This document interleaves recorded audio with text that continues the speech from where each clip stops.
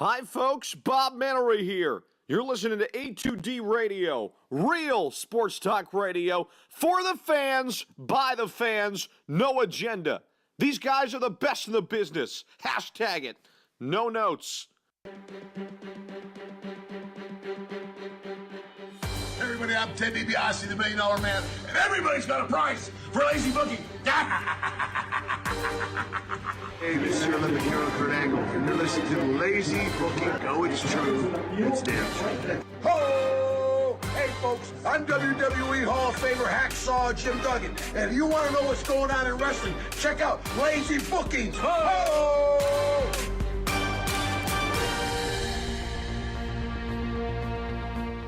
And welcome one and all to a brand new edition of Lazy Booking right here on A2DRadio.com. Brought to you by Gibson Mayer LLC, your certified public accountants, located at 301 Oxford Valley Road in Yardley, PA. And you can give them a call at 215-369-3300. Tax season has come and gone, but it will be back before you know it. So be ready, be prepared, and call Gibson Mayer.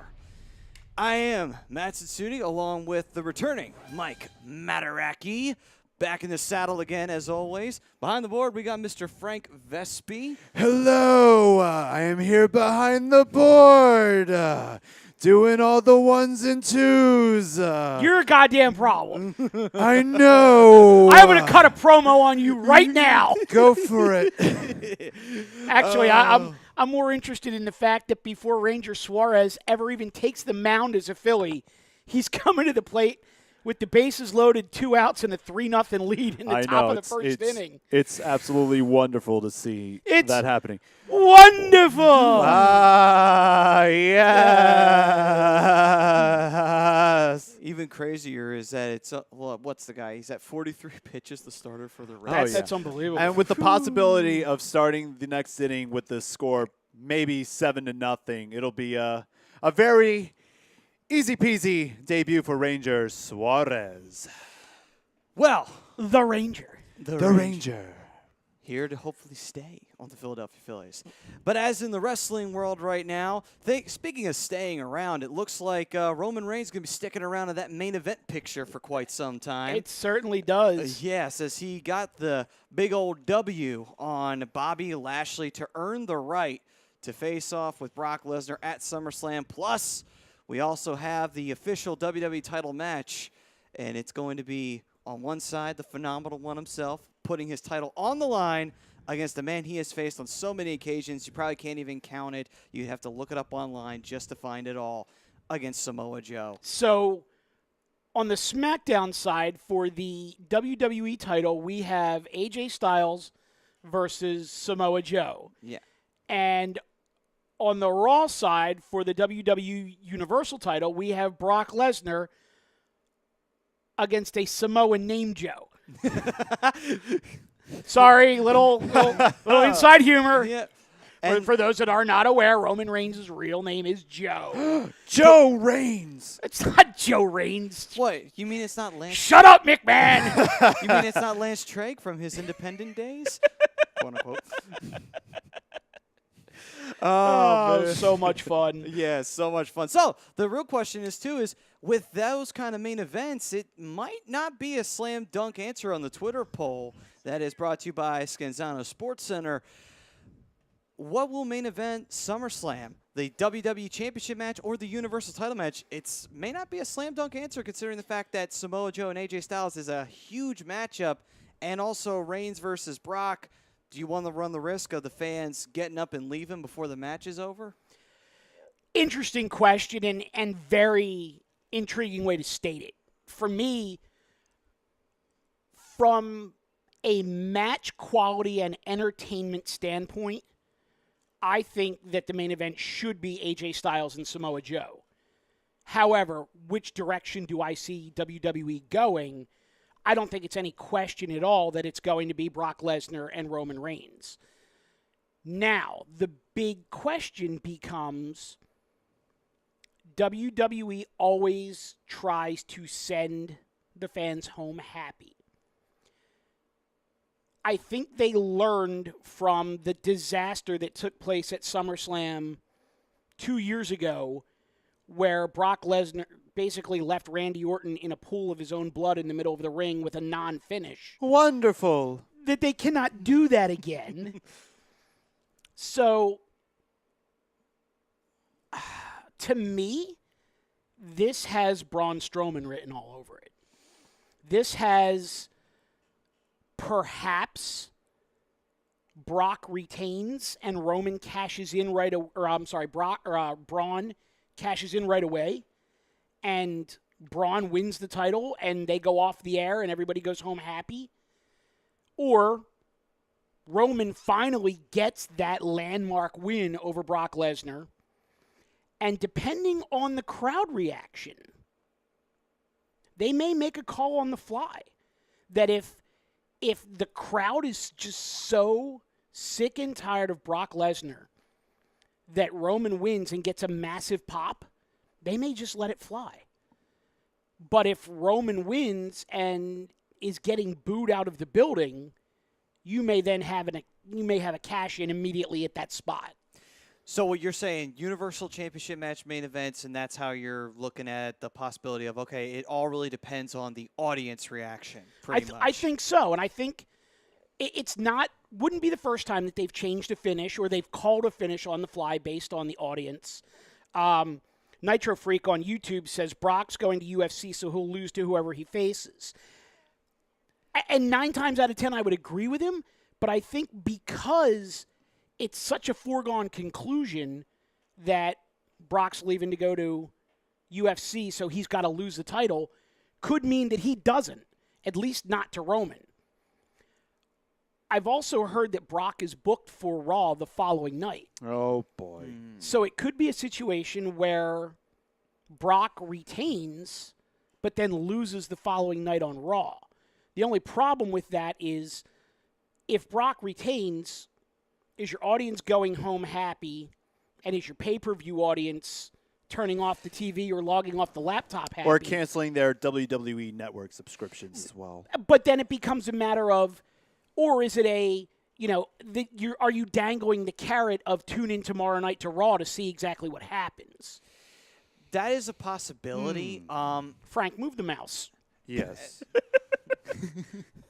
Kind of a... Oh, no. No! It's kind of a gamble in a way. But at the same time, too, though, there are worse ways to go about it. I mean, there are plenty of times where WWE has gambled with much less, and they've gotten more out of it. I would say for that finish, the one thing that I think they would have to do is if they are going to do that cash-in, they may even try and go middleman where they could say a possible mid-match cash-in. Just as an idea of like, okay, maybe the crowd's not feeling this. Instead of doing the, because that way, Why don't you give it to me, Frank? out of the fear of like a Braun saying, oh, well, Thank you, sir. I'm just looking at it from the perspective of Braun cashing in, but he cashes in at the end of a match. Just looking at it from the side of it, well, maybe instead of Braun cashing in late, why don't you would have him cash in and just say, I can cash in now, beat you down, and win the title instead of I waited till after the match. I'm not saying that that's the prototypical way to do it is after the match, cash in, boom, title change. And I'm right there with you. The only reason that it gives me pause is because how many interviews has he done now over the last, 2 or 3 weeks where he has specifically said, it doesn't matter who wins the title at SummerSlam because I'm Mr. Monster in the Bank. That is true. So I don't know if these interviews or these promos are setting him up for a cash-in that night or a cash-in the next night or like we talked about a couple weeks ago the last time I was on with you guys where it's that element of whoever wins is always looking over their shoulder. That is true. That is a very true point, because too. you can't do that with Brock because he's never there. It brings an entirely different dynamic to the fray. Yeah. Well, The comments coming in from the YouTube are from the Facebook. Fire away. I'm so used to the YouTube. Anyway, David Rosca chiming in is like, Joe TNA versus AJ TNA. That would be fun to see. It's like 2006 all over again. That would be interesting if we got the Joe TNA and the AJ TNA, but we won't because AJ doesn't do the corkscrew stuff anymore, and they don't let Joe use his muscle buster. So I'm surprised they still let him use his Kakita clutch half the time. I love though that they let Joe tease the muscle buster all the time, only to have guys counter it. That is true. They So do that. it's almost like a casual fan doesn't know that he's not allowed to use it, but the smarks like us, we know that he's not allowed to use it. Yeah. But when will it return? It will at some point. Do you think it'll happen during SummerSlam? I mean, honestly, you have the the longtime TNA guys. They know how to mesh together. Maybe. Oof. Sorry, Ranger. And he's got the hat off. Oh well. This is his first start. He just left one right up over the middle of the plate, let her high, but that's beside the point. But no, Frank, I think you're onto something there because we see a lot with these pay-per-view matches that they let it all hang out. They use moves that they typically don't use a lot of the time. You see John Cena pulling out like the STFU. Yeah. And you see The Undertaker pulling out the tombstone. And you see, AJ going with the calf crusher as opposed to just the flying forearm. When you have a lot of, you see Seth using the rotation knee, the pedigree, and the stomp. Yep. I mean, it's, guys pull out all the stops in big pay-per-view title matches. So could we see a muscle buster, especially given that AJ knows how to take it properly? It's very possible. There is no question about it. Yeah, I mean, and they did ban the curb stomp for a period of time. They did, They yes. did not want Seth doing it, and then eventually, as time went along, they brought Because it Shane back. McMahon did not want his kids to do the move. Yeah. Hey, I'm not saying you're wrong. I'm just getting a Right. chuckle out of it. Yeah. That would be interesting. I think Rollins would be one of the best heels of all time if he just decided to just curb stomp Shane McMahon's children right there live on a Monday Night Raw. Come watch Shane McMahon's children. They're a get couple beat years up. older after the move got banned. It's all right, I guess. Yeah, it slid right under the radar. I mean, Just WWE right did a kids show, so why not? Hey. Might as well. Yeah. Just elevate them a little. So, elevate them. what do you think, Matty?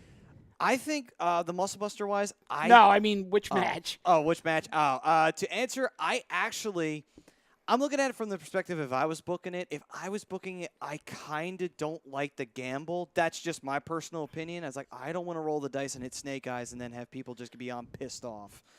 I would say end it with Joe versus AJ because you're guaranteed that people are going to be happy. Whether AJ retains, people are going to cheer. If Joe wins, the Smarks will be happy. Or you'll get a boo from the audience because, obviously the people who don't know who Joe is, they don't know his indie stuff, so they'll boo him because he's the heel. So it's like, all right. So at least I'm guaranteed that I'm going to have the crowd stay for the match. That's my way of looking at it. So I would say WWE title match finishes off SummerSlam just to be on the safe side so that way you don't have people getting up and leaving. Right. Okay, at the end of the that's an pay-per-view. interesting way to look at it. Because I wonder if, given the fact that it's usually about a 6-hour show for the live audience, do you run the risk of them getting up and walking out anyway, even knowing that there's another title match following that? I mean, and I'm not saying you're wrong. I'm just saying it's a double-edged sword. You could, like you said, bank on the fact that enough people want to see AJ and Joe that they stay versus is it such a long show by that point that they're, regardless of when Brock and Roman comes on, they're leaving? That is true. That and also the fact that I think a lot of people it would be their match for the guys who don't want to watch Roman or Brock, they can get up and either get a beer, or for the families that want to, take the potty break or what have you, they could do that. Or if someone wants a concession, if they haven't gotten one, they could go up and do that. Back in the day, this would be unheard of to think that a major championship matchup somebody would get up in the middle of. But I would think that would also be a little bit of that, where a lot of people would get up and they go to the concessions, they go get their popcorn, they go get their beer or what have you, and then they come back to see the ending of the match. So here's a really wild, random idea. What if they open the show, the main show, with Brock and Paul Heyman in the ring talking about how, they're going to destroy Roman Reigns and they're going to leave New York with the the WWE Universal title the same way that they arrived. They're going to leave New York with the title. They're going to take the title to UFC, blah, blah, blah, whatever. And Roman comes out and says, why wait? Let's do this right now. And they open the show with that. And then regardless of whether they do a title change or not, they can then show highlights of that match at breaks in the action through the rest of the night and then still give you AJ and Joe at the end of the night. If they do that, which isn't a bad idea if you want to get an opener to get a huge crowd reaction and get them into the show early, if they do that, the one thing I would consider then doing is definitely do a cash-in.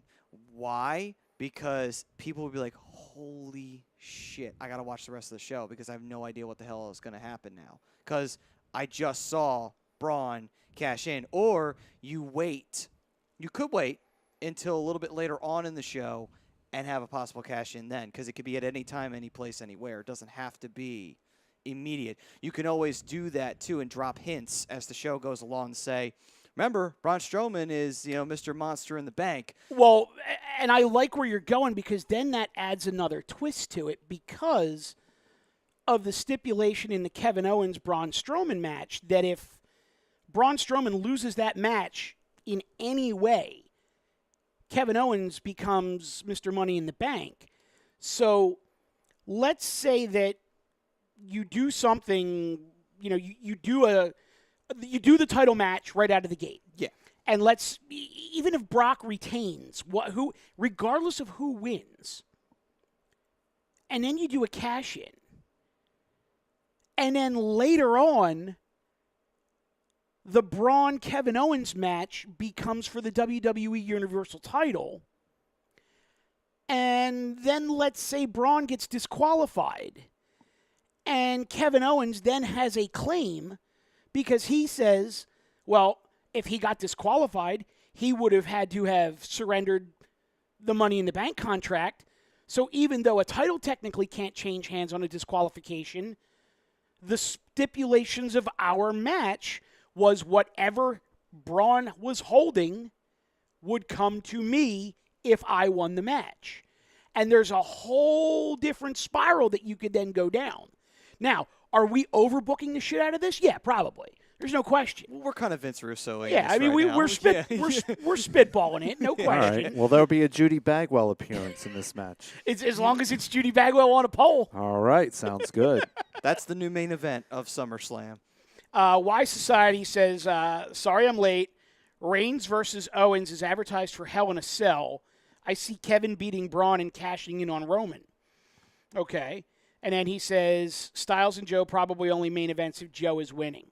I am going to actually make an early prediction on that match right now, and I say AJ retains.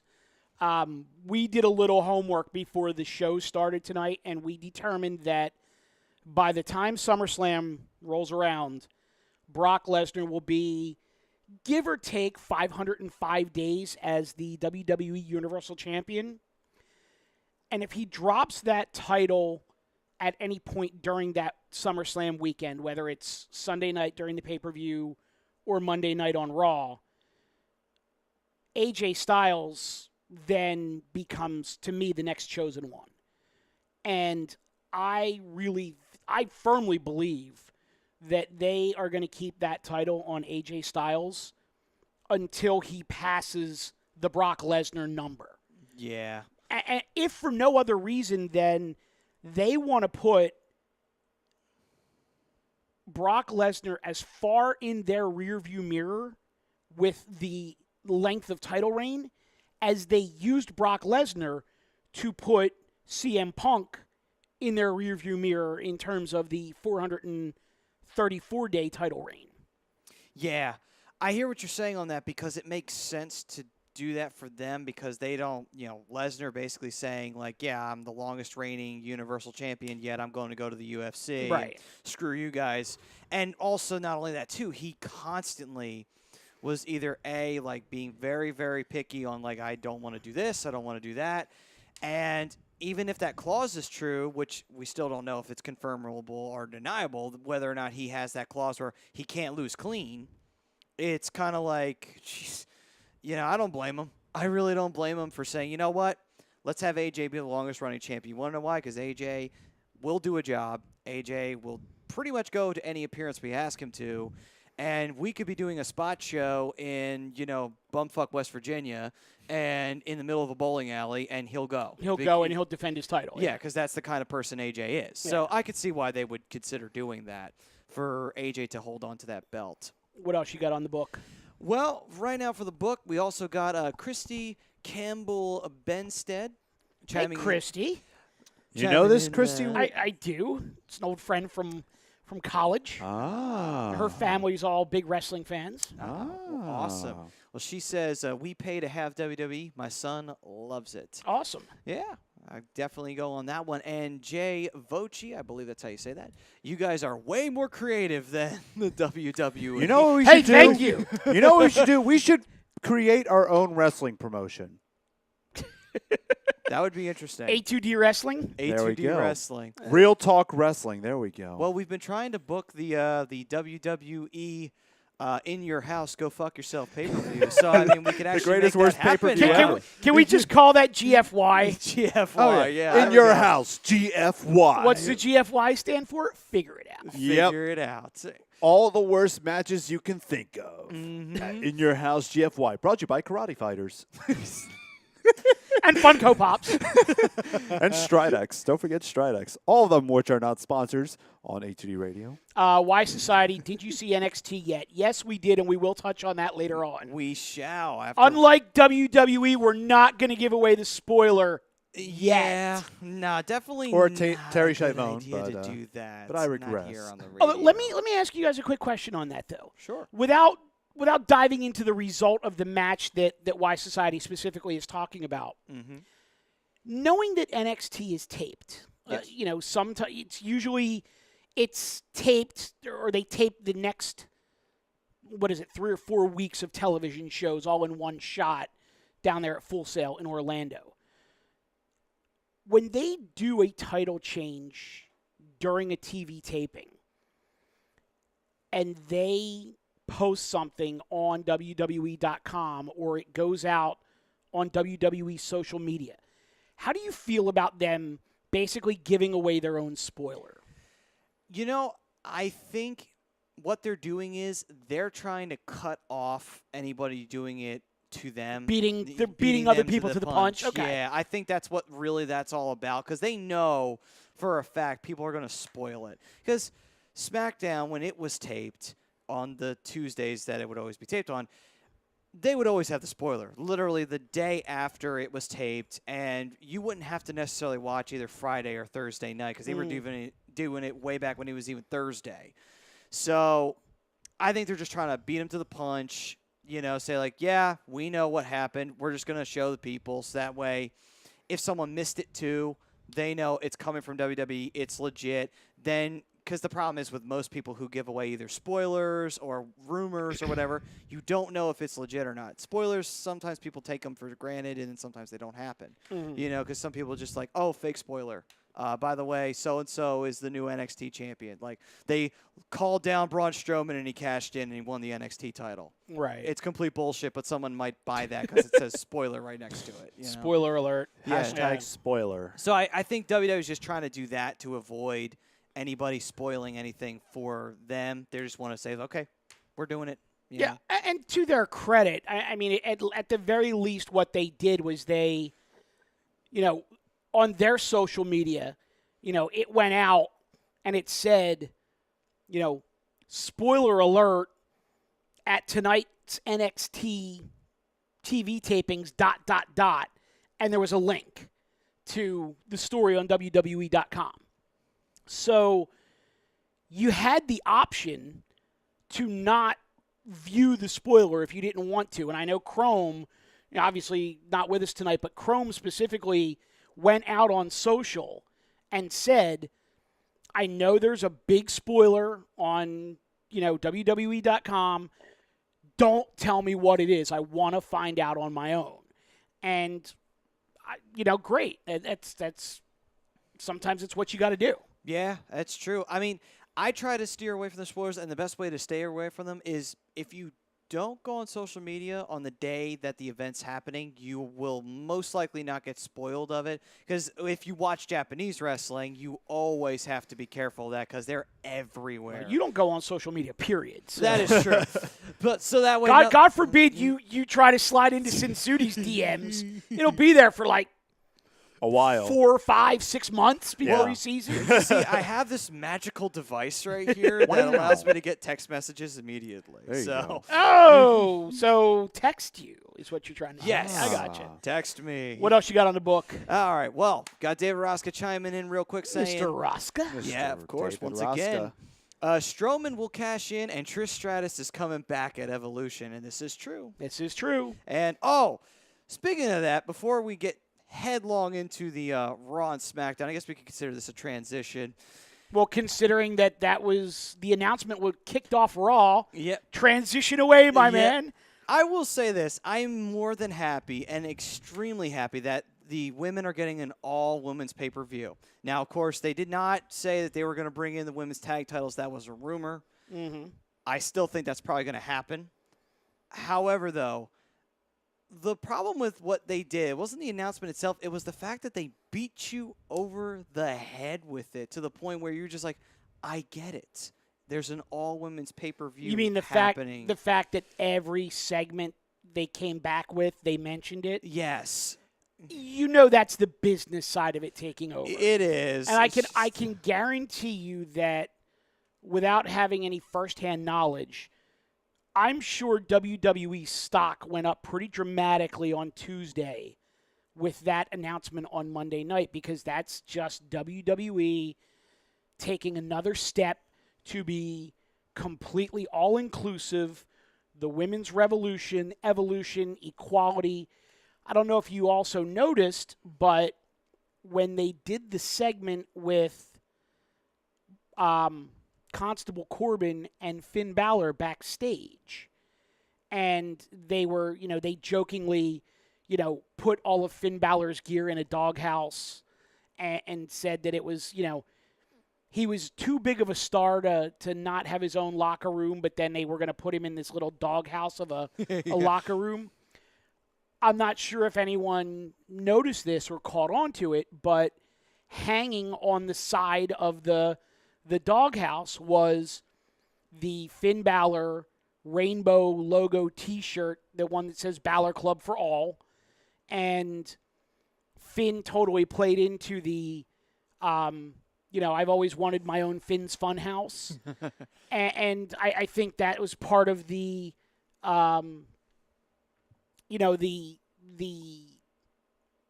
again, it's walking that line of, is he eventually going to play a gay character? We don't know.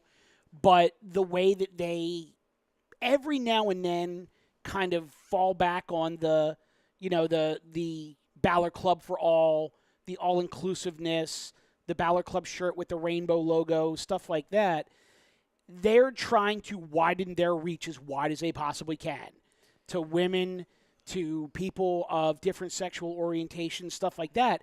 And that is 100% business move. Oh, and I understand that completely on the business move side of it. I just think that... Do me a favor. Hand that off to our I will. trusty Yes. There you are. man in the... I know you're trying to get a hold of the Ranger man in the booth. Suarez game. The one thing that I will say, too, I think that there's other ways to go about that when it comes to the whole... a gay superstar in the company. I think the one thing that, unfortunately, you can't go the angles I would like to go, where someone's homophobic and you can actually have a rivalry based around it. you can't go that route because, unfortunately, things are PC nowadays. Right. Well, they completely missed the boat with Darren Young. Yeah, that's exactly what I was alluding to. If they would, when Darren Young came out, and I know we're probably getting way deep here, but when Darren Young came out, and there was no issue amongst any of his coworkers with it, they should have taken the ball and ran with that and made Darren Young the biggest goddamn superstar on that roster. African American and openly gay and a WWE superstar, that had money written all over it. Oh, it did. And for whatever reason, they didn't want to go there. And I think it bit them. It did. I guess I understand the reason why WWE kind of shies away from that, because they don't want, because everything's publicly traded, they're a public company, they don't want to offend anyone. But that's the thing, though. You also have to draw the line of, yes, you are supporting this, because when you think about it, and unfortunately no one looks at this through wrestling terms anymore, when you look at the babyface side of it, who's the good guy, who's the bad guy? The good guy's Darren Young. Mm-hmm. The bad guy's the guy who is off-putted by his sexuality. It was just like... Yeah, who's homophobic, right. And it's completely okay to be gay and be a wrestler. Right. That's the whole storyline angle. That's what they're trying to play off of. Unfortunately, WWE is so gun-shy on things that are controversial anymore, they wouldn't go down that route. That would have been a great angle. It would have been a very intriguing angle. I would have watched it and been very interested in it. But with getting back to the whole Finn Balor thing, I don't know. It depends on him, really, if he wants to go that route, because I think originally Stephanie wanted to do it. And I think he said no, yeah. And then, but I mean, going, so coming back full circle to the opening of Raw with the women, and like you said, like just beating it over your head literally every segment, I think that was very much intentional, and it was done for the stock prices and not necessarily the audience. Yeah, absolutely. One other thing, too. Another way that they could actually go the route of, hey, there's an openly gay superstar, and look at her now. It's like Sonya Deville. They could. They could go that route. It's just like, Sonya Deville's openly gay. It's like, she's a superstar. It shows that we are open to everyone. Now, let me ask you this, though. I'm going to play devil's advocate Sure, here. go right ahead. If you do that with a female superstar, do you then get, well, first off, do you get as much bang for your buck? Or is the reaction, well, she's a woman in a man's game, so why are we even surprised? Because I almost feel like if you go that route with Sonya Deville, it backfires. And people start, it's almost like wanting a little bit more. Take a look at HLA. It might end up that route of HLA. Speaking or of that, something like that. Well, speaking of that, that's the big worry there. If you want to pull the trigger with that, the rumor going around that between the whole Bayley and Sasha thing, that whole thing was like, for being friends, they seem a little bit too affectionate for each other, and I'm not saying that that's the route they're going. I'm just saying, because there's actually what people are talking about right now in the comments section on Bayley Facebook, and Sasha? About Bayley and Sasha, James Wilder, and I think Greg is too. Hug after hug after hug. It literally was like, it seemed like, okay, so you guys are just hugging, then you're staring at each other, then you're hugging again. There were definitely some seeds planted there on that. Yeah, and it's just like, it's almost like, okay, so you want to go that route with it with two people who aren't gay, but when someone... And I understand why you don't want to go that route, because then like, ooh, that kind of objectifies it. Yeah, and it's some people will call it stereotypical. The former female MMA fighter turned wrestler is gay. Oh, surprise, surprise. Moving on, type of thing. Yeah, with the trolls out there in the world, which are unfortunately a lot of wrestling fans. Yeah. So Why Society says Vince is Republican and is friends with Trump, who does not support it, so maybe that's it. Interesting thought. That Linda is in the committee. That is kind of interesting. And he also says Kevin Owens will leave SummerSlam as the Universal Champion by cashing in on Roman Reigns. Why else would it be advertised for them to have a match in Hell in a Cell? It's Roman's rematch. Well, why would it be advertised for them to have a match at Hell in a Cell? Let's say that that Owens just wins the briefcase and decides that he wants to cash it in at Hell in a Cell. And he comes out and makes this big deal of, I'm not going to cash in from behind. I'm going to come straight at you and I want my match. Who knows? I mean, there are different ways that heels cash in as opposed to baby faces. And it always seems to be that the baby faces cash in the most heel way possible. Yeah. And the heels tend to be the dumb ones who just cash in and ask for the match. This is true, actually. Or in the case of Baron Corbin, they cash in and lose. Of course, that was more of a backstage, fuck you for being an asshole kind of no move. Yeah, you're absolutely right. Yeah. So what did you think of Raw as a whole? I mean, Raw as a whole, besides the whole, the women's evolution, everything, which just kind of annoyed me, overall it wasn't bad. I mean, the matches were fine. I was very intrigued to see what route they went with the Intercontinental title, considering the fact that, Ziggler is still champion. Are they going to go the route of, is Drew going to turn on him at some point and take the Intercontinental title, or are they going to prolong that and have someone else take the belt off of Dolph Ziggler and put Drew more in the world title picture? That I'm very intrigued to see what they're going to go down that route. I think your thought process is fantastic. I actually would like to see them have Dolph retain and keep pushing forward with this storyline of our goal is to both have a title and to dominate Raw, and have them just be maybe that close. Have a situation where Drew is, literally, a second away from winning the WWE Universal title, and then Dolph turns on him. Or Drew wins the title and Dolph is in a title match and he's seconds away from retaining, and Drew does something to cost him the title. Or, the old referee down, Dolph gets a guy in a full Nelson, Drew comes in and is getting ready to, deliver the knockout punch.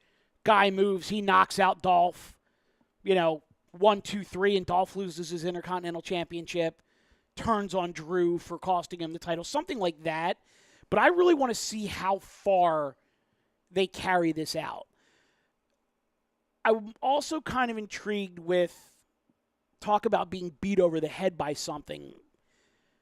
When that singles match between Finn Balor and Drew McIntyre turned into a tag team match, and you had Seth and Finn on one side, and obviously, Drew and Dolph on the other, how many times did the announce team beat over our heads that there's been tension in the past between Balor and Seth, and were they going to be able to coexist?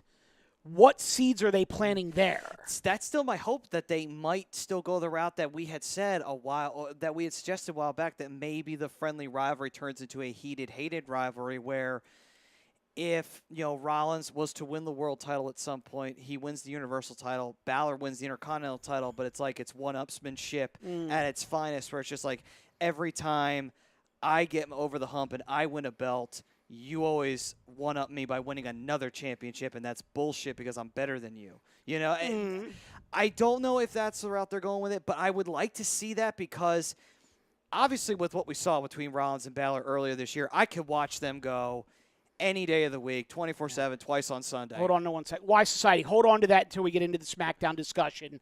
I'll come back to this. Sure. It's interesting because I have no idea what they have planned for Finn Balor at SummerSlam. I really don't want to see another Constable Corbin Finn Balor match. So I almost wonder if they do a situation where maybe Finn is in Seth's corner to try to counteract Drew McIntyre's presence in Dolph's corner, and maybe Finn helps Seth win the Intercontinental Championship, and then comes out the next night on Raw and says, I want a title match. That's possible. I haven't forgotten that even though I beat you for the Universal title, you put me on the shelf for a year, something like that. Because that is such a natural rivalry, because Seth was the one who caused Finn's injury, even for as unintentional as it was. it's such a natural thing to go back to. I'm just amazed that they haven't played off of it more. Yeah, I think the only reason why is because what I think they're trying to do is they're trying to hold off planting so many seeds, because the one thing that we all griped about last year was so many seeds were planted last year that took literally until this year to come to fruition. And it was enough to make you it was enough to drive you mad. Like, obviously, the most gleaming one was the Bailey and Sasha one. It was teased so early on the year before, and it never came to a head till February. And they did other things too. They had the Nia and Alexa thing. They didn't pull the trigger on that until midway through the year, and then they were buds again, and then they turned full, Alexa doesn't like Nia, and she thinks Nia's fat, and they made jokes about it at WrestleMania, which if Enzo had stayed, it probably would have been a little bit better of an angle. But point is that I think that's what they're trying to do. They're trying to avoid planting way too many seeds early on and taking forever for them to come to fruition, because that's the one thing that we did not like about last year was way too much start, no finish. What did you think of the Roman Bobby Lashley match? The Roman Bobby Lashley match, I didn't mind it. I mean, honestly, I'm not really a Roman guy, so the matches I kind of half-heartedly invested, I'm not going to lie. But from what I saw, those two actually they don't have a bad chemistry with each other. They play off each other very well. I actually thought the match was as good or better than their match on the pay-per-view 2 weeks ago. Yeah, I think they really did complement each other's styles very well, being two powerhouses, but Roman being the more agile, quick one, Lashley being the stronger and more physically imposing one. Not that Roman's not physically imposing, but standing next to Bobby's like, I don't know. I might give Bobby my money a lot more quicker than I'd give Roman. And that's fine, but it also, then it becomes a question of, okay, so we have no idea what they're doing with Finn Balor going into SummerSlam. What are they going to do with Bobby Lashley? Yeah, that's an interesting question, because it's not like I mean, do you do Lashley McIntyre? You could. I mean, do you want to do another TNA retread match and do Lashley McIntyre? You know what they might do, or maybe this is something I wish they do, maybe they take the rivalry between Roman and Bobby and they take it a notch forward. Bobby interferes in the match, but the thing is that it's not a successful interference. Okay. The result still stays the same, but Bobby does try to get involved because he wants to prove beyond a shadow of a doubt that he is better than Roman Reigns, and that the win that he got on Raw was, even though it was a clean win, is still a fluke at the end of the day. So now let me ask you this. Knowing that you still have 3 plus weeks between now and SummerSlam.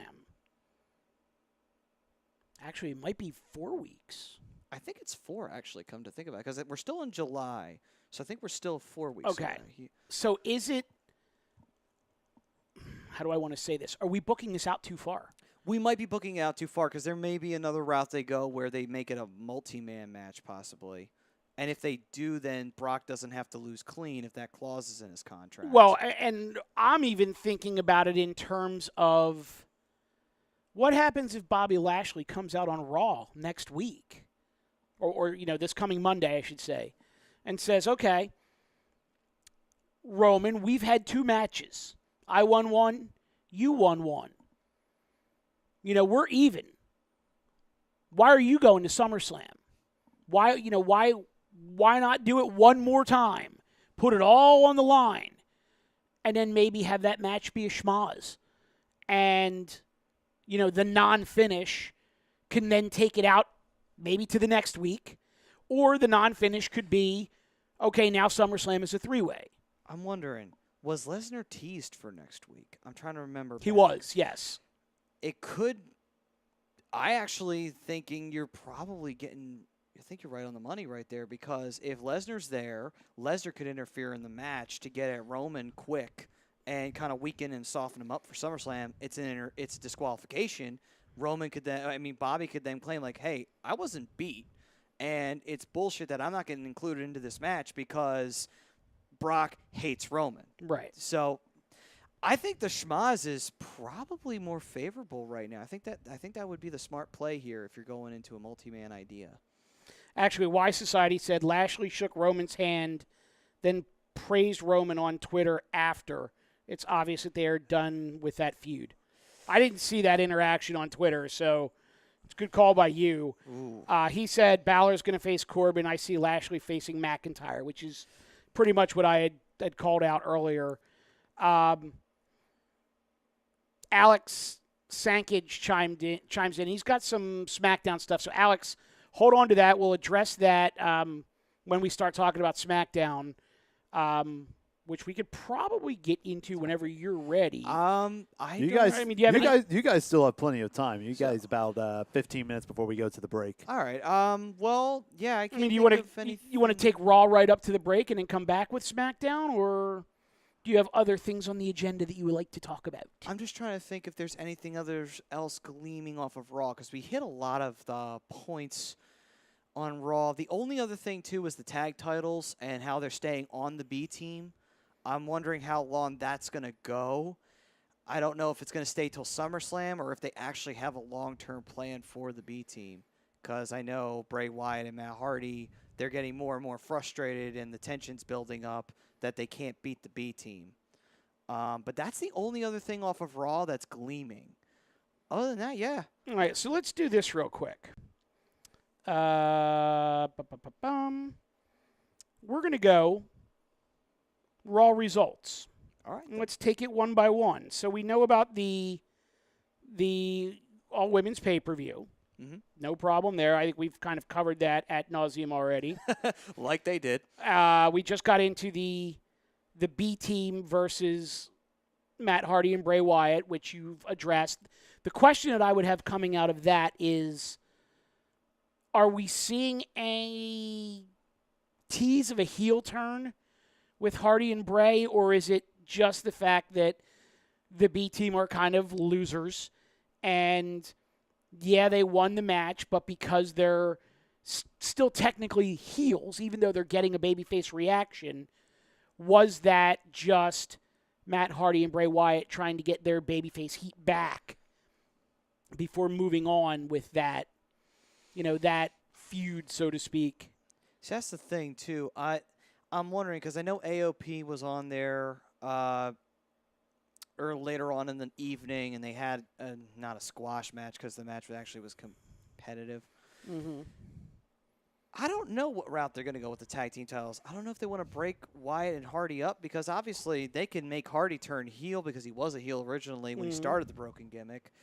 For Bray, I mean, they could put him either way as a babyface or heel because he gets cheered no matter what he does. Right.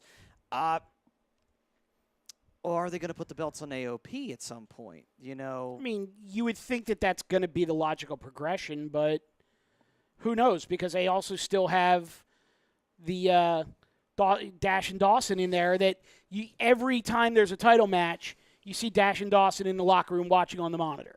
So, what do they have in store with the Revival? That's true. I mean, they may just go to a multi-team match on SummerSlam, possibly, where they during the pre-show, probably, where it is like either a four corners elimination team match or some kind of fatal four-way match, and they could go the route where the B team gets lucky there, and that's another way for this storyline to kind of squeeze a little bit more blood out of it, and see like, okay, let's see how long we can actually make this go, where the B team just happen to pick the bones of someone's finisher and win. Right. And they move on towards Hell in a Cell. Okay. I mean, that's a possibility. All right. So then that was followed by Sasha and Bayley versus the two jobbers. And I think we've already talked about Sasha and Bayley. We talked about that. Plenty. Jinder Mahal and Braun Strowman with the anger management angle, which to me was really nothing more than we need to put Jinder on television this week. So, yeah. Now, I don't know, like, Jinder just kind of somewhat changed gimmick. Like, he's still the modern-day Maharaja, but it almost seems like he's, like, being this kind of, like, at one spiritual guru. person. Yeah, like, it's a little strange. And I don't know where they're going with it. I still think at some point they're going to try to do a babyface turn with Jinder. I just don't know exactly how it's going to happen. Is it going to be, when the other Singh brother finally comes back, he winds up beating the hell out of the Singh brothers, and does that make him a bigger bully heel, or do they just go hard, like so hardcore in the heel role that him beating them up finally turns him into a babyface? I don't know. Jinder kind of seems lost right now. Yeah, that's what I would get out of that. We then had Natalya versus Mickie James, which I'm always big on watching a Mickie James. I'll just leave that there. I was going to say match. I'll just leave it as I'm always big on watching Mickie James. Extracurriculars. But you did wind up getting Mickie with the win over Natalya. So, what are they doing with Natalya? Because they, again, harped on the fact that she is very good friends with Ronda. She's Ronda's trainer, yada, yada, blah, blah.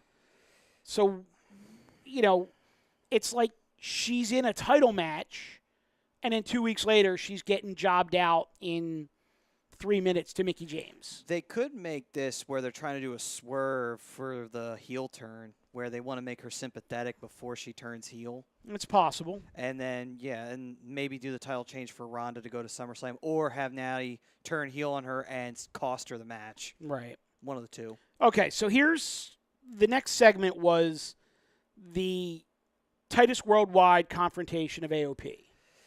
I hated this. Yes, it was awful. Not only was it awful, to me it didn't make sense. There is no way that there's no way that AOP should have microphones in their hand right now at all. And there's no way that Titus Worldwide should be going over on them, even if it's just 1 week, one segment, whatever. They should be booking AOP to be absolute beasts, indestructible. Every team that gets put in their path gets annihilated. And they should be working their way up the chain and beating the hell out of better and better teams every week. Absolutely. And that was one of the other things, too. That was a harsh criticism that I had the very first night they showed up on Raw, because they had to fight Slater and Rhino, and Slater and Rhino were giving them a run for their money. I'm like, hold on, wait. What? Slater and Rhino? You're like, what? Like, these are the biggest jobber teams right next to Titus Worldwide. They should be crushing these guys. Yeah. So, the only thing I could assume is that because they got rid of, what's his name? Paul Ellering. Paul Ellering, thank you. I don't know why I lost his name there. Yeah, he's only a WWE Hall of Famer. Yeah, I don't know. And he only managed one of the most legendary tag teams, if not the most legendary tag team of all time. But Road Warrior Pop. Yeah. 2018, baby. All right. With AOP, I think they might – maybe they're trying to say, like, they need guidance, and maybe they need a manager like Ellering, and they just are maybe trying to find a manager for them, which I don't know. I don't know. I mean, to me, that whole segment didn't make sense. It did not. And then they took us into the rematch of Mojo Rawley versus Tyler Breeze. For me, the Tyler Breeze character in NXT was wildly entertaining, and the guy could go in the ring. The Tyler Breeze character with Fandango, the Breezango tag team, whatever, the fashion files are hilarious.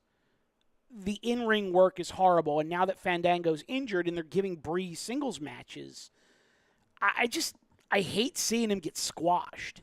And I don't understand what the purpose was of doing a rematch from the previous week other than to give them enough time to have the announce team talk to Bobby Roode behind the scenes. Yeah, I think right now Tyler's probably going to be a jobber, unfortunately. No, you're absolutely right. I think because they're obviously setting up Mojo versus Bobby again. Not that seeing it live at the Rumble was enough. Mm-hmm.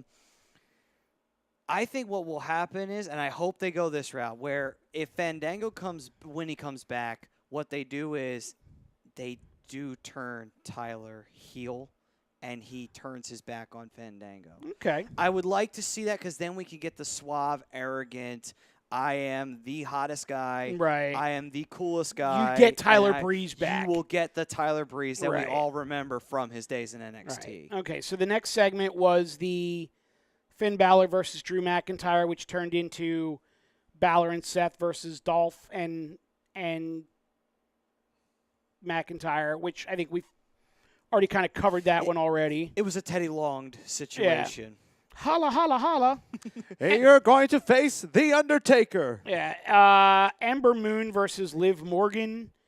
I mean, Ember Moon finally gets that elusive win over Liv Morgan because there's finally no outside interference and whatnot. I mean, that was a nothing match. I feel bad, too, for Liv and Sarah because Ruby getting hurt now. That whole thing it hurt them so bad. The Riot Squad is basically nothing without Ruby Riot. Yeah. I hear you.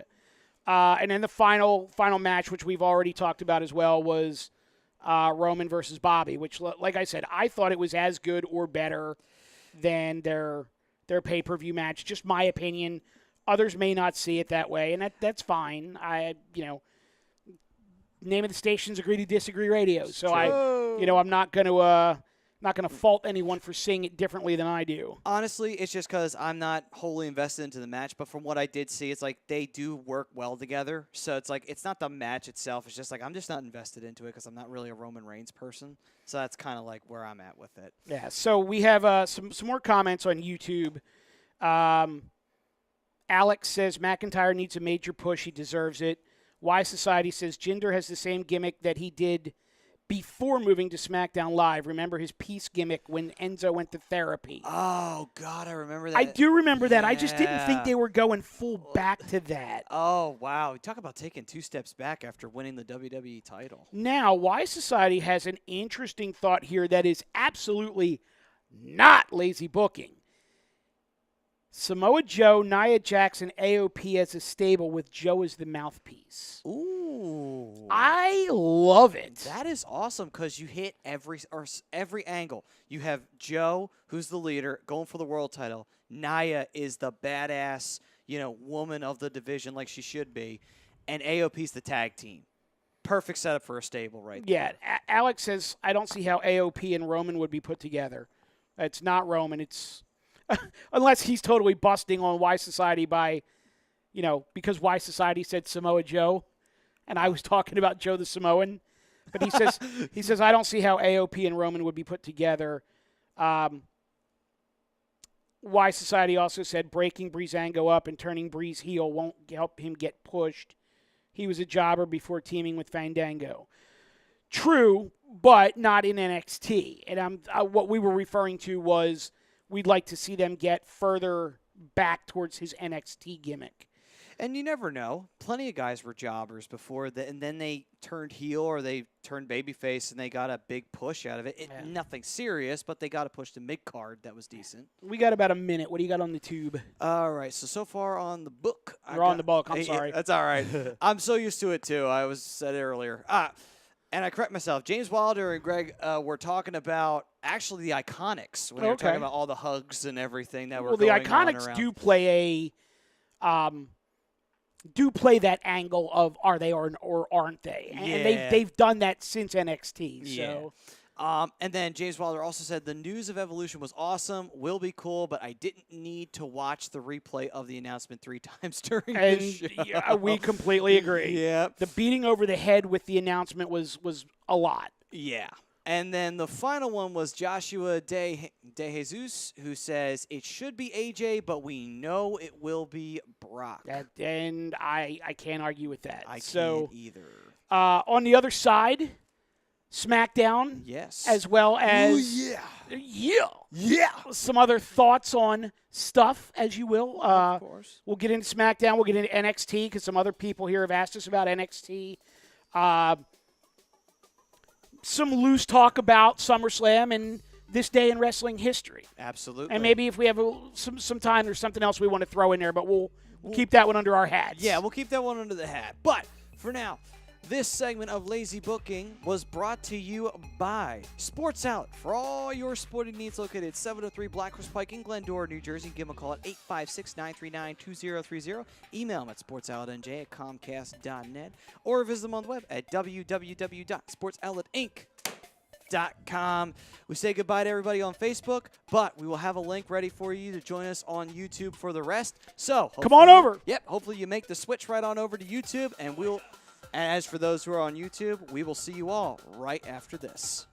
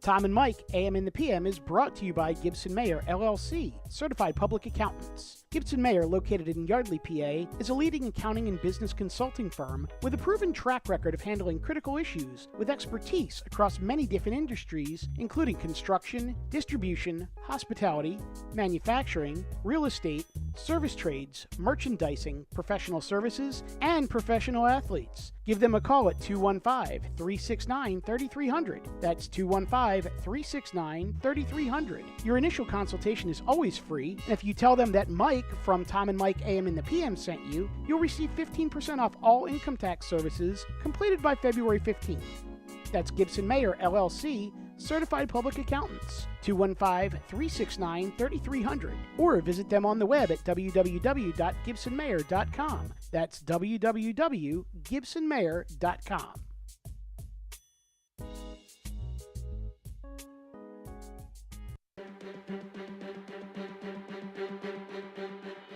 Everybody, I'm Ted DiBiase, the $1 Million Man, and everybody's got a price for lazy booking. Hey, this is your Olympic hero, Kurt Angle, and you're listening to Lazy Booking. Go, it's true. It's damn true. Ho! Hey, folks, I'm WWE Hall of Famer Hacksaw Jim Duggan, and if you want to know what's going on in wrestling, check out Lazy Bookings. Ho!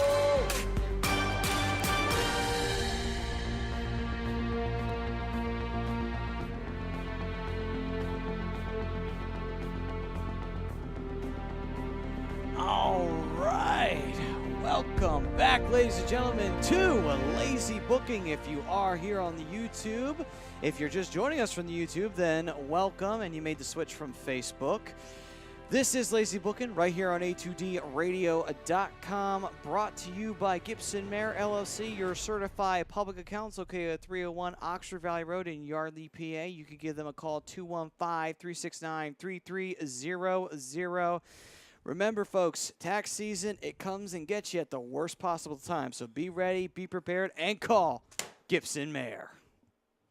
Two things that are certain in life: death and taxes. Yes, absolutely. Yes! And I am Matt Ciancutti, along with the one and only Mike Materacky.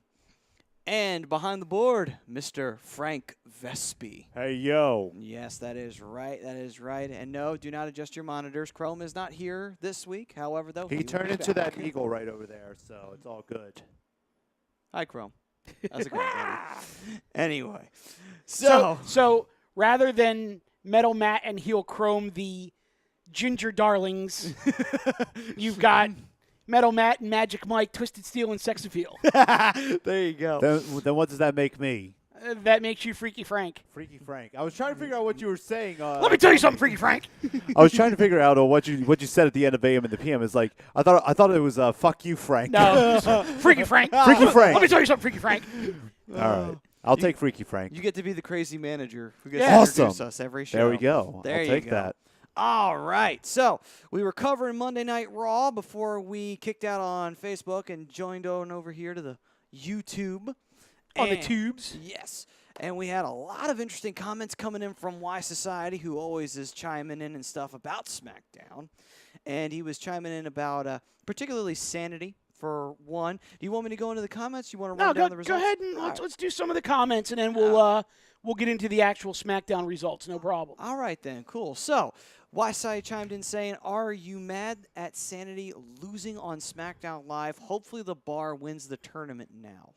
Mad at them losing, no, because I think what they're trying to do on SmackDown is plant this element where they think, or they want you to think that any tag team could win any match at any time. I think between the Usos, Sanity, the New Day, the Bludgeon Brothers, the Bar, who am I forgetting? That's it, right? I think that's it. Yeah, between those 5 teams, I think it's, they want you to feel like any team could win any match at any time. And as a result, you're seeing teams lose that might surprise you a little bit. Yeah. And don't be surprised if they get that win back next week or the week after and then drop another one somewhere down the road. Not only that, too, though, when it comes to the tournament itself, what I think they want to do is, too, because I know Sanity, they're trying to book them as heels in a way, but at the same time, too, it's like they get cheered. Yeah. So it's like, all right, you can go the route of Sanity will eventually get their hands on the SmackDown tag titles, but what we want to do is we want to take the belts off of the Bludgeon Brothers before then.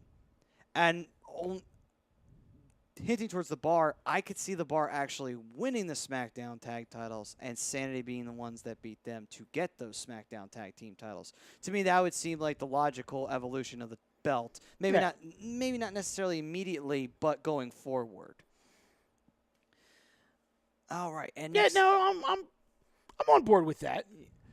all right, and on to the next comment we have. That's about NXT. So let's jump over to who do the Bludgeon Brothers face? And I'm assuming you're asking who they face at SummerSlam. yeah, I believe that is who he is asking from. Alex. I actually think it's going to be the Usos again. I really do.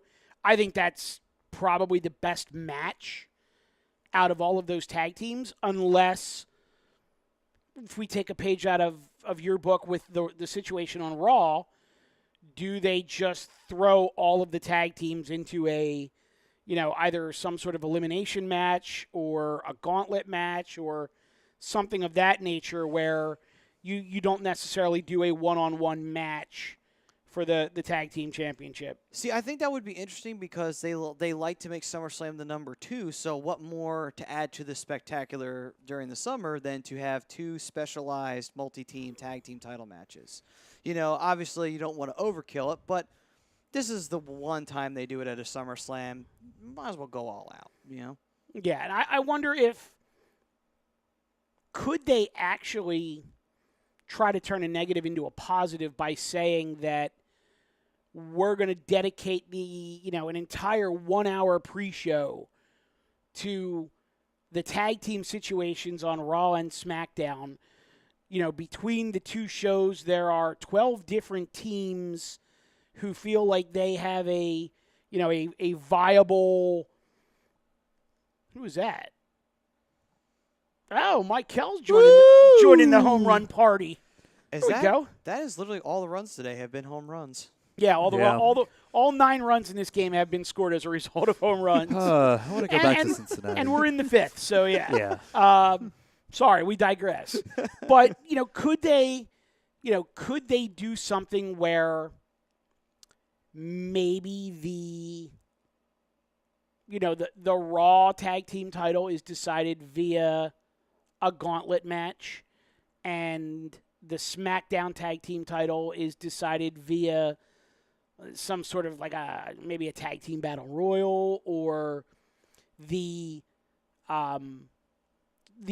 old reverse steel cage match where the last team left in the cage are the ones who win, something like that. I mean, there's probably some different type of gimmick matches that they could do, but if they were to go that route and say, the entire 1-hour pre-show, or we're gonna have a 2-hour pre-show and 1 hour of which is going to be dedicated to nothing but tag team action, something like that. I mean, it's just, when does you can't have SummerSlam without both sets of tag team titles being defended, but where do they fit into the card? That's the tough part, because even though they have extended the cards, it is still. I mean, let's take a step back at this point and say, what do we know so far for the card? So you have the WWE Universal Championship match. You have the WWE title match. You've got the SmackDown Ladies Championship match. You've got the Raw Ladies Championship match. That's 4 title matches right there.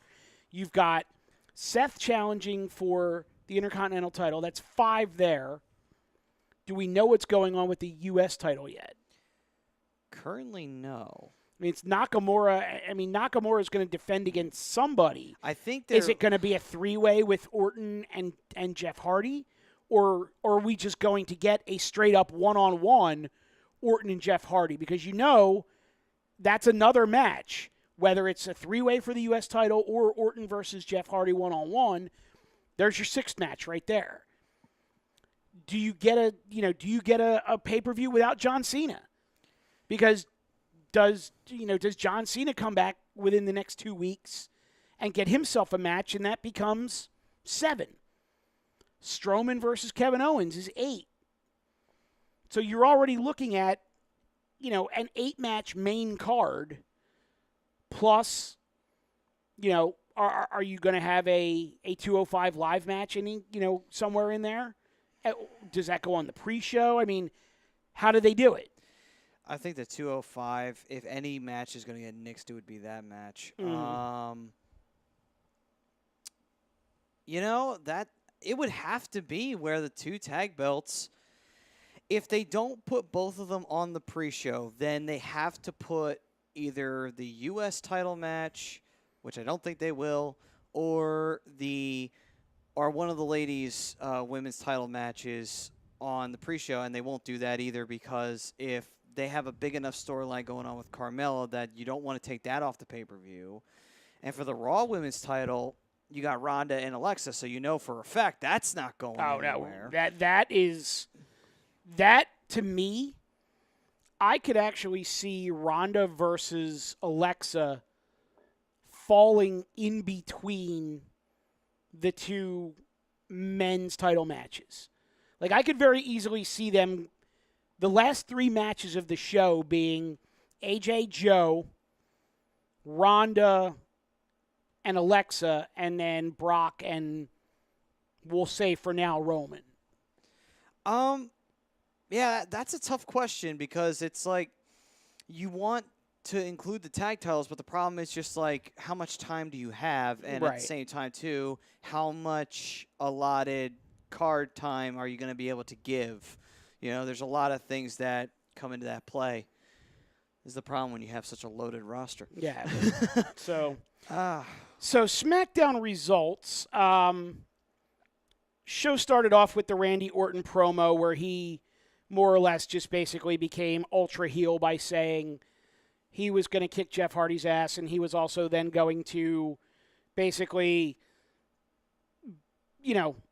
beat on anyone who the fans got behind because he feels disrespected. I mean, it's just a classic old style, I have no reason to turn heel, but I'm going to turn heel, and I'm going to blame it on the fans promo. And it was good for what it was, and it's fine. I mean, that's the thing, too. I don't mind that. I mean, I think the whole, blaming the fans and everything, I'm like, that's great because there's, tons of Orton fans. So it's I just kind of lazy, but you know what? Oh, well, we'll go. I mean, that definitely was some lazy booking. I mean, at least in my opinion. Rusev versus Andrade Cien Almas begs another question. What do you do with Rusev for SummerSlam, and what do you do with Almas? Do you get a rematch between the two at SummerSlam? Because Rusev, to me, right now is on fire, as is Andrade Cien Almas. And, I mean, the 2 most recent opponents for AJ Styles then go at it. And, for the second match on a Tuesday SmackDown, to me, great match. I do love that match. And if I was doing it, I would easily have the U.S. title match be a multi-man match. I know we're already getting a lot of multi-teams, but really, though, when you got those kind of mouths to feed, you don't want to, diss Almas. I know he's new still, but you don't want to not keep him off a big pay-per-view in a title match situation. And also, you need to bank on Rusev because he's so over right now. But is he... Okay, I agree with you. He's over. But he's not full babyface over. No, he's not. So if you do a triple threat in the U.S. title match, you have Nakamura, who's a heel, Almas, who's a heel, and Rusev, who's a tweener. Unless you specifically use that match to go full babyface turn on with Rusev.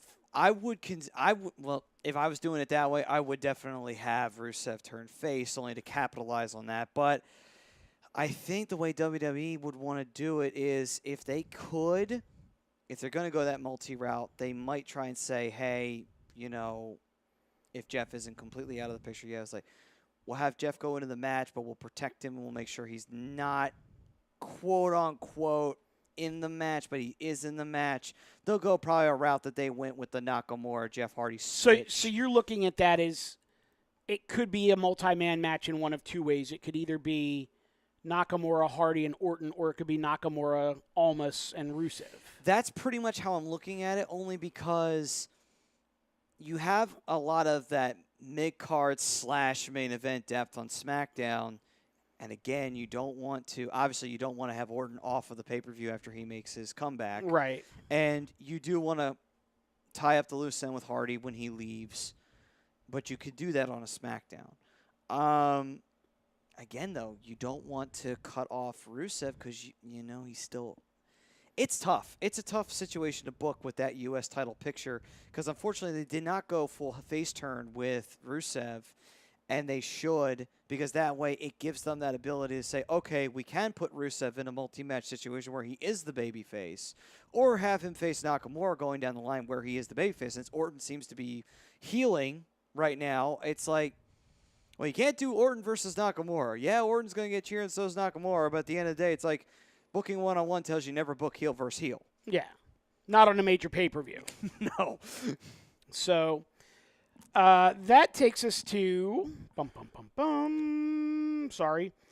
the R-Truth Samoa Joe squash match segment, which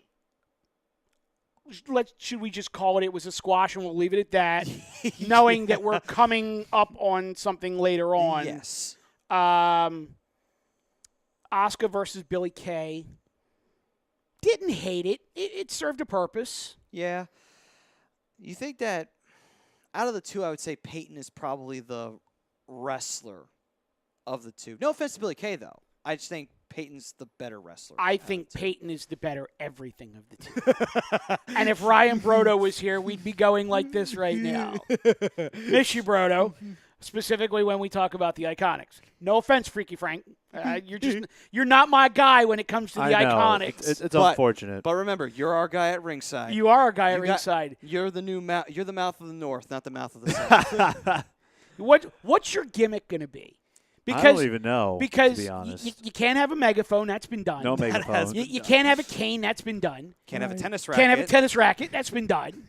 I don't even know. Can't have a phone. That's been done. No phones.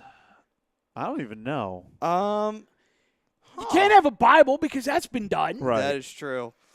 But you need a gimmick. I need a gimmick. No one's ever carried a mixer out. A laptop. Yeah. A laptop, a mixer, Just something. Smack people over the head with that. I don't even know. Dude, that'll be a Chrome question. That maybe he'll have a better answer. All right. Or I could talk to like somebody I know in Chikara and we might have to pay extra give me an idea for someone to do the spot with the mixer, though. That's a bit of a heavy bump. Just a little bit. A little bit. Well, if you're going to talk to somebody in Chikara, you're going to wind up turning yourself into like a beetle or a lightning bug or something like that. An ice cream cone. Or an ant. An ant. Or Abe Knuckleball Schwartz. A crawdad. A football player. The Whisper. I don't know. Somebody.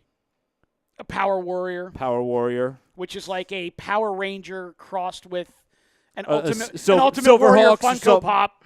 So all right, so we had we had Asuka beating Billie Kay, which, like I said, it was fine for what it was. Then we have the WWE Championship contract signing, and I want to get your thoughts on this because to me, this was about as predictable a segment as you could have. The only thing that brought any question to my mind was the length. Because, okay, so Paige is in the ring. She's getting ready to make the announcement of who AJ Styles' opponent is going to be for SummerSlam. I think we all thought it was going to be Samoa Joe. So I don't think that was that, but that's not the predictable part of it. For me, Ellsworth comes out, and the whole Ellsworth thing is really nothing more than a smokescreen, and that's fine. It's a swerve. They're trying to accomplish multiple things at one time. They're getting him away from Carmella. They are, quote-unquote, firing him. But what they're really doing is pulling Paige out of the ring. And as soon as Paige left the ring and started to escort Ellsworth out of the building while AJ was still in the ring, to me, it was almost lock, stock, and barrel guaranteed that he was going to be attacked from behind. Well, with the contract signings anyway, or the stare downs, you know it's always going to end with somebody either going through a table or somebody beating the hell out of another person and standing over them holding the belt. I almost want to see them actually just do a contract signing where nothing happens and they just both walk away. Because it's just like, you know what? That's something that has not been done yet, where you see a contract signing go the way a usual contract signing goes. And to me, I think the one thing that they could have done to make this whole thing a little more interesting was when Paige confronted Samoa Joe backstage. She said, you know, I was giving you this title match because A, B, and C. To me, the one thing that they could have done with that segment to make it that much more effective was AJ's name is already on the contract. Samoa Joe signs the contract, but let's say that contract wasn't meant for him. They don't ever reveal who was supposed to be the title match, but he puts his name on the contract, and Paige then turns around and says, fine, you want the title match that bad that you're willing to come in and attack the champion and basically steal the contract and sign it? Fine, you'll get your title match. And then maybe try to start to stack the deck against him a little bit, all the while playing up this angle that it really wasn't supposed to be his match. But he's been overlooked for so long that he more or less stole a title match. That's an interesting way of looking at it. You know, that's an interesting way of booking it, because it is like a different way of saying, like, yeah, I wasn't really going to say it, but, you know, you just kind of insert yourself into a situation. Right. And you seize an opportunity. I do like that fact, and I love that aspect about Joe, where he will come out of nowhere and just Kikita clutch you and beat the hell out of you. I always did like that about him, and I love that when he did it with Brock Lesnar. That was probably the best times that, you know, he got the guy every single night. And he got AJ too now. So I was like, I do like that aspect. I don't mind that side of it.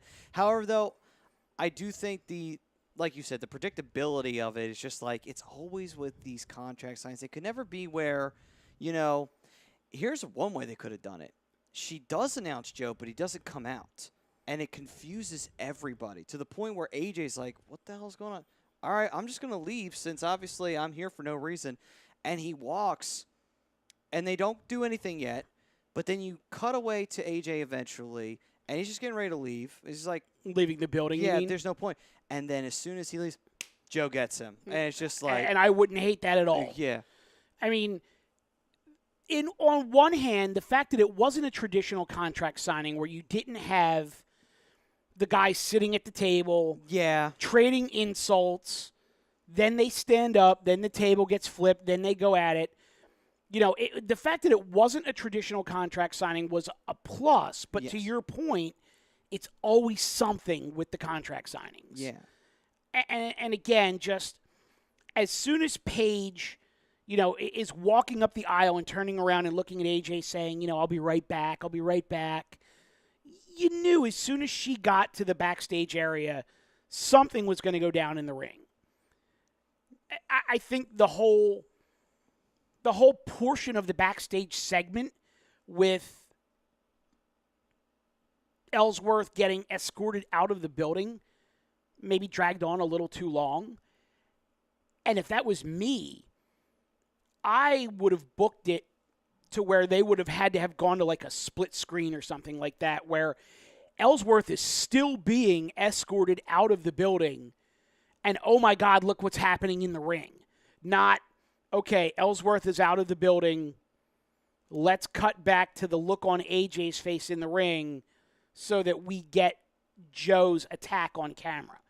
I think what they should have just done with, you know, basically, you know, split screen, Ellsworth being escorted out of the ring, AJ standing in the ring, watching the whole thing happen, and then maybe you catch part of the attack in that split screen shot.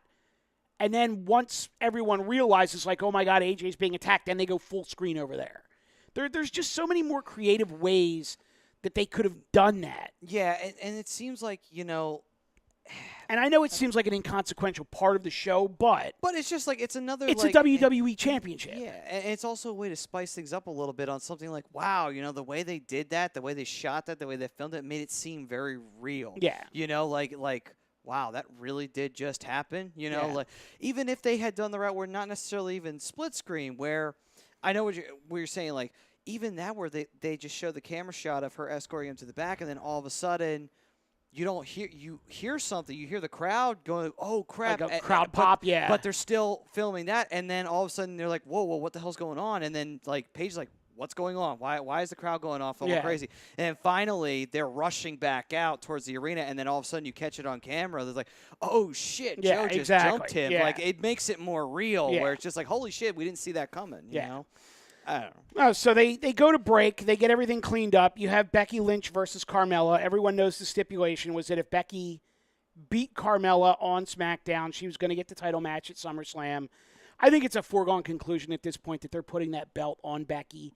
And we talked about this multiple times where they've broken her down to the point where they're now ready to build her back up, and that's what they've been doing for weeks now. So I think this one was totally predictable. Yeah. Especially with Ellsworth being removed from the building in the previous segment so that Carmella didn't have anyone to help her beat Becky. Yeah.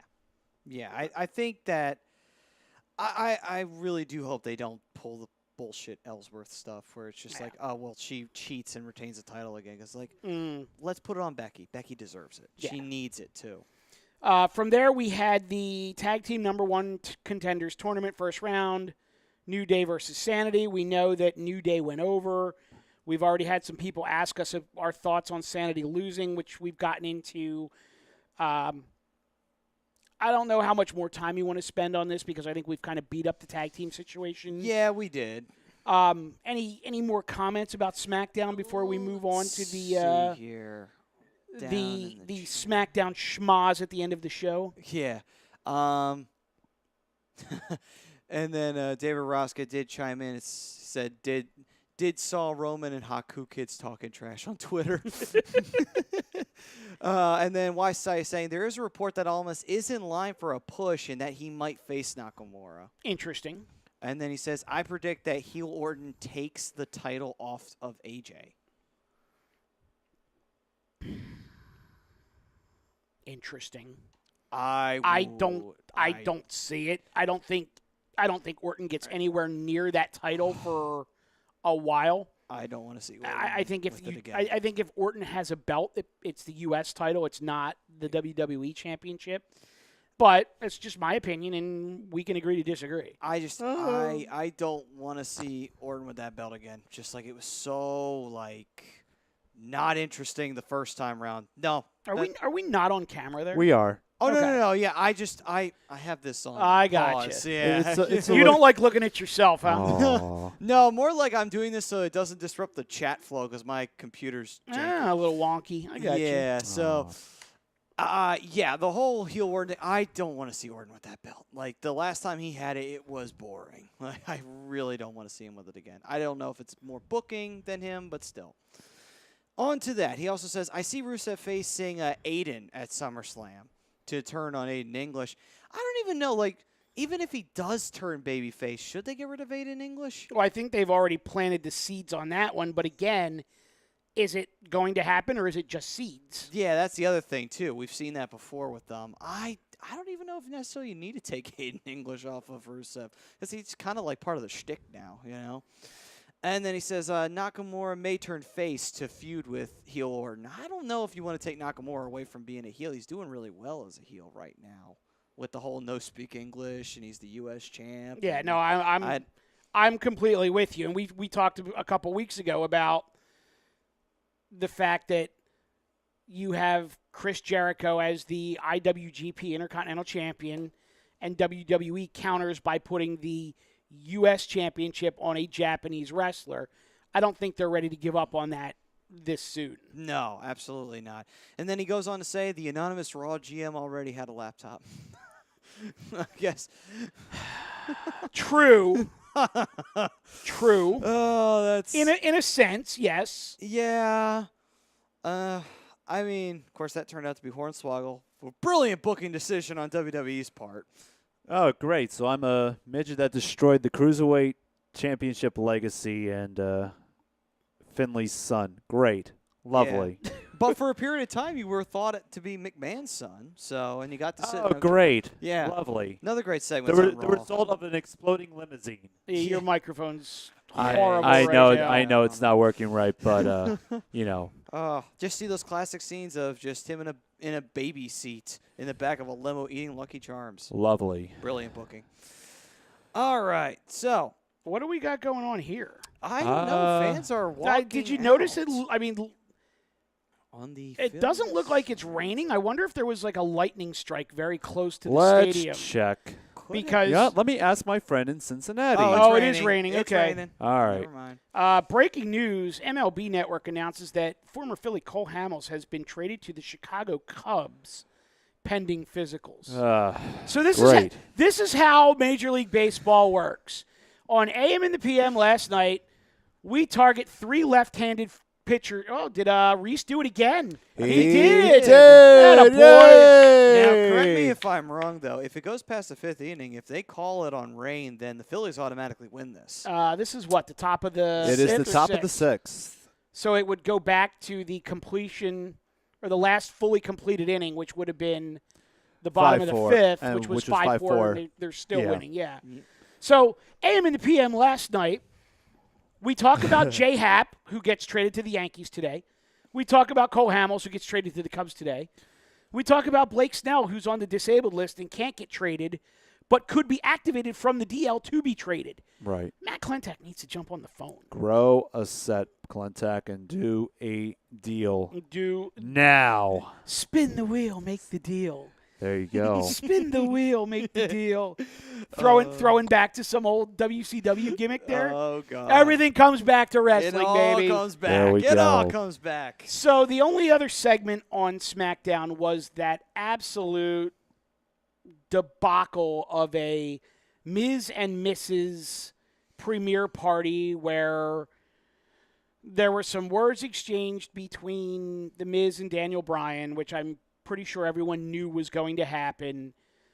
The quote-unquote baby that Miz was holding was really nothing more than a doll, a Cabbage Patch Kid, whatever the heck you want to call it.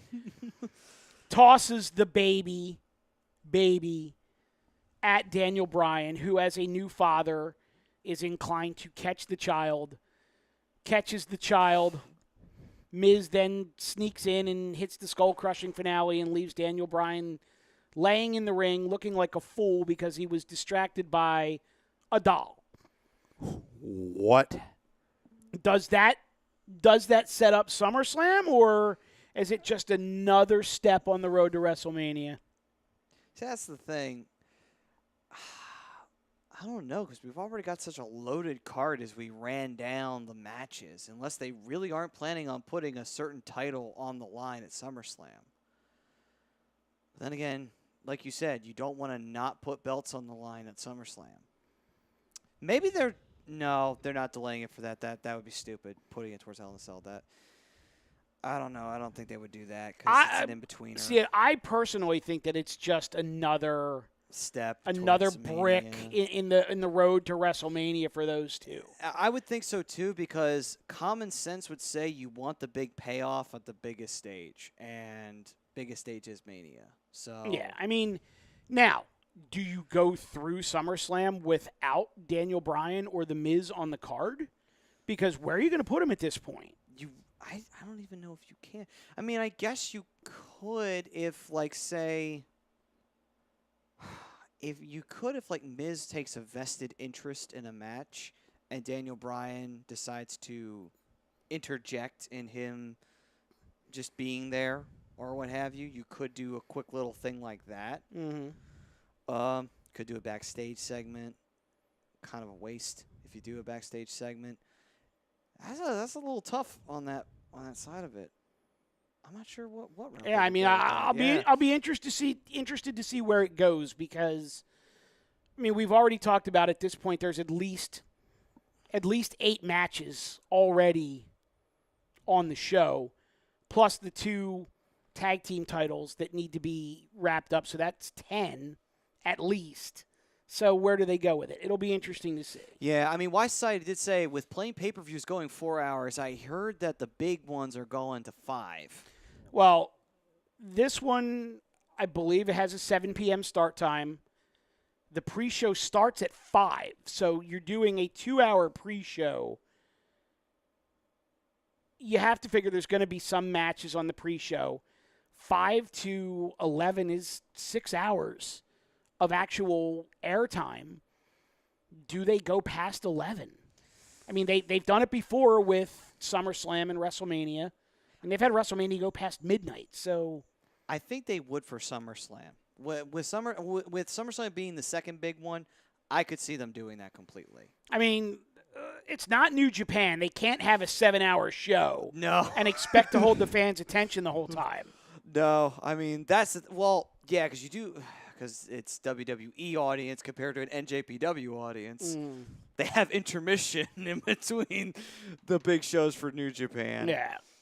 Almost makes you wonder, should they have intermissions for WWE pay-per-views nowadays? Yeah. So do we want to get into this week or today in WWE history? Or do you have some more comments that you want to read off there? The only other ones that's left is from David Rosca. He says, where is Shane? Why is he not on SmackDown Live? Good question. I do not have an answer to that.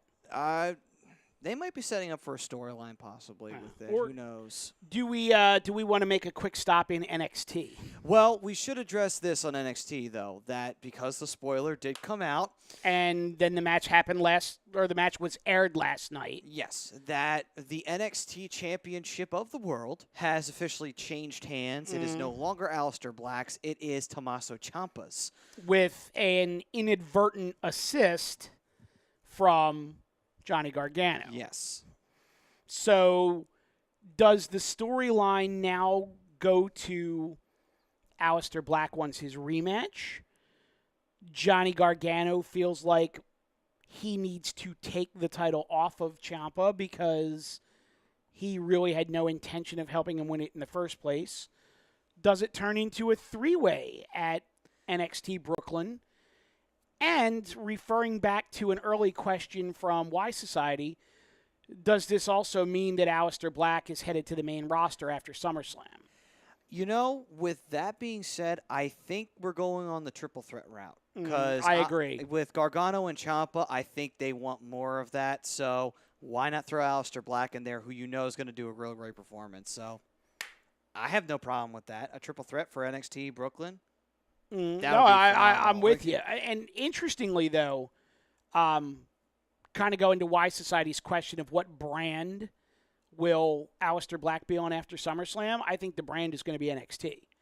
Because I think what happens is he winds up regaining the title in the 3-way or the triple threat, and the triple threat really just serves to rekindle the Gargano and Ciampa feud because it was supposedly over after the last takeover. Yeah, there is that.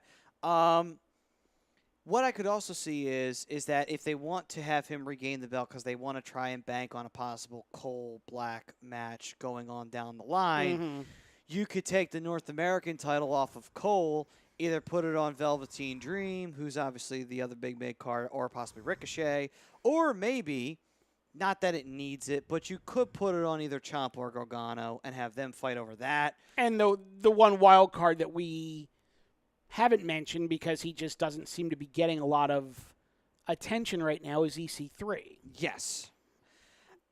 Actually, you know what? I could very easily see EC3 winning that because to put that belt on him would be able to get that attention to him and him being able to be a heel it would be a good idea to probably put that belt on him.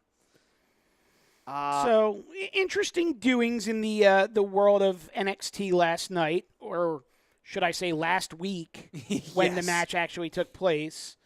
Something that we kind of talked about in the studio before the show started, and if you guys want to chime in with some comments, we'll throw a quick question out there to you guys, is how do you guys feel about WWE or more specifically NXT providing their own spoilers?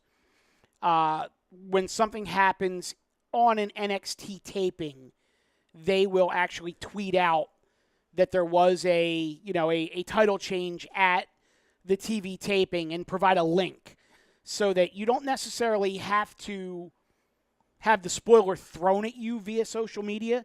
You have the opportunity to either read it or disregard. But let us know what you think about WWE posting their own spoilers. It'd be interesting to see what the folks say about that one. That would be an interesting one. And before we dive into this day in wrestling history, Wyside said, I believe it's a three-way, and he also says, why would Ciampa win and then lose it right away? I see Gargano and Ciampa feuding over it. They don't need a title to feud over. They don't need a championship to feud over, and that's what I said when I brought up North America. It's like, you don't need that belt in there. Yeah. So it's like, I don't know. It's almost like if he does win it back, maybe they do a quick swerve out of nowhere. Maybe they bring up Ciampa and Gargano and put them on the same roster and have them fight there. And that is entirely possible because that rivalry could be a throwback to the old territory days where guys basically had a rivalry that was so, basically made so much money, was so intense, guys made money together, whatever, that the rivalry just more or less traveled all over the country. You'd have Dusty show up in a territory, and then a month later Flair would show up, or vice versa. You'd have Steamboat show up in a territory, and a month later Flair would show up. Something like that. Yeah.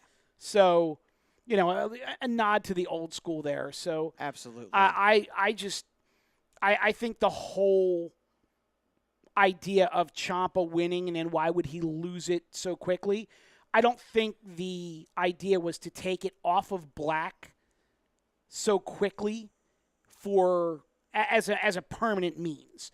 I actually think they need Alistair to take that title and kind of run with it for a little while longer, but they used this title change with Ciampa as the vehicle to reinsert Gargano into the storyline. Yeah, I could see that. I could see on that one. And I say one more time, he says, I don't mind the spoilers. I read them anyway. Okay. So he's on the okay then. And that's fine. I have no issue with that. He also says, I don't trust Gargano and Ciampa's to book the feud correctly. And I do agree. You can't necessarily on the trust main Vince roster, on yeah. Yeah, you can't trust Vince's booking for anything. Yeah. All right, so on to this day in wrestling history on Dun, dun, dun. July 26th. And let's see here. 29 years ago today, in Greensboro, North Carolina, Dusty Rhodes defeated Ric Flair in a steel cage match to win the NWA World's Heavyweight Championship. Wow. If I'm not mistaken, that may have been the start of Dusty's third and final NWA title reign. Because I believe the first one happened at Starrcade, which happens, I believe it was Starrcade 85. Flair's first run? Or no, Dusty's first run. Dusty's first run. It was either Starrcade 83 or Starrcade 85. I'm not certain. Because I know Flair's was a Flair for the Gold where he beat Harley Race in Steel Cage. That's right. That was Starrcade Yeah. 85. Because that was the Flair for the Gold, right? Yeah. I I think Dusty might have won the following year. Because I know he did beat Flair in the cage. He did beat him, and that was during the heat period of Horseman versus Dusty. They got super, super heat for that, where they were in fear of their lives when they basically beat the hell out of Dusty Rhodes. Right. Well, I mean, he is a 3-time NWA World Heavyweight Champion. Let's see if we can get the dates here.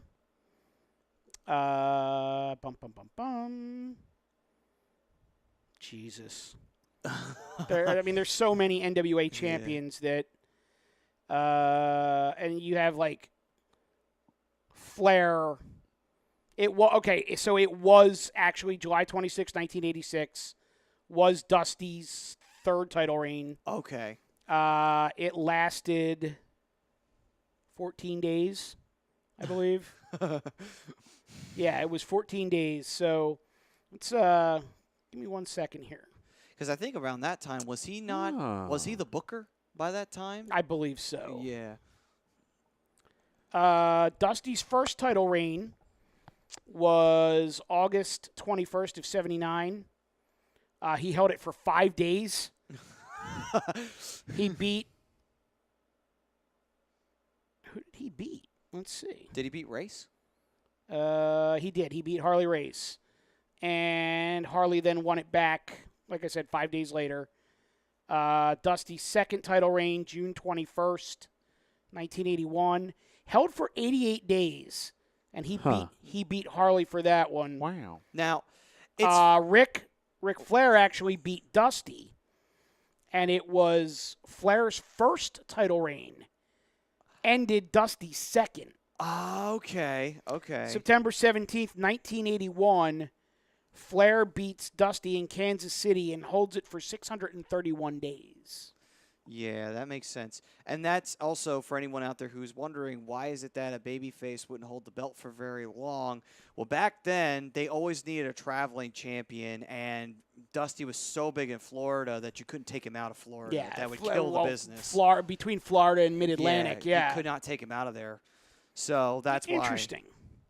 But, yeah, that is very intriguing. All right.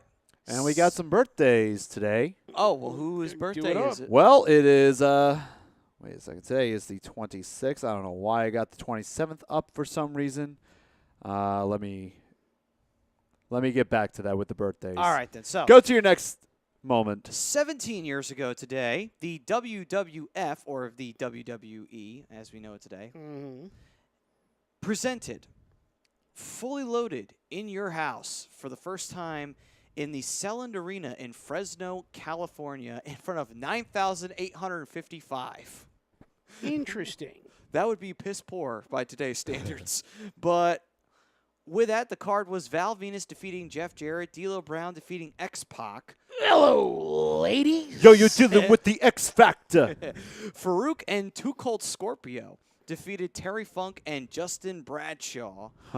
And Mark Henry defeated Vader. The Disciples of Apocalypse, 8-Ball and Skull, defeated LOD 2000, just Hawk and Animal. Owen Hart defeated Ken Shamrock in a dungeon match, and Dan Severn was the special guest referee. And The Rock and Triple H went to a 30-minute time limit draw in the best out of 3 falls match for the Intercontinental Championship. Now, for those that don't remember, the whole gimmick behind In Your House was they would actually give away a house to a lucky family. And there actually was a house, and people received a house. My understanding is I think they did that 3 or 4 times, and pretty much every time people wound up just selling the house and taking the money, and WWE at that point just said, we're done with this. I will give them credit, though. They did the smart thing. They just sell the house off. Don't try and pay for it. I will give them that one. All right, I found some birthdays as well. Okay, All then, right, and go the ahead. Well, some of the ones that I know. Hold on 1 second, Frank. Go ahead. Matt. Final 2 matches of the night. Sable defeated Jacqueline in a bikini contest, and The Undertaker and Austin defeated Kane and Mankind to become WWF Tag Team Champions. What else you have on this day or this week in Let's wrestling see, history? anything else other prominent? Anything notable or prominent? D'Lo became the first ever double champ. He won the Intercontinental and European title at the same time. And The then Eurocontinental. D'Lo! Notice my head. D'Lo Brown. And then let's see here. Oh, and Night of Champions debuted 6 years ago today. Interesting. For that. And I believe... Oh, and Tommy Rich won the NWA World's Heavyweight Championship. So we have a Dusty win and a Tommy Rich win on the same day. Talk about a forgotten champion on that one. No Tommy kidding. Rich. Frank, birthdays. What do you got? Birthdays, our notable birthdays. Oh, hold on. We have Mike Franco going yard for the second time Woohoo! tonight. All right. Ball is jumping to left field at Great American Ballpark tonight.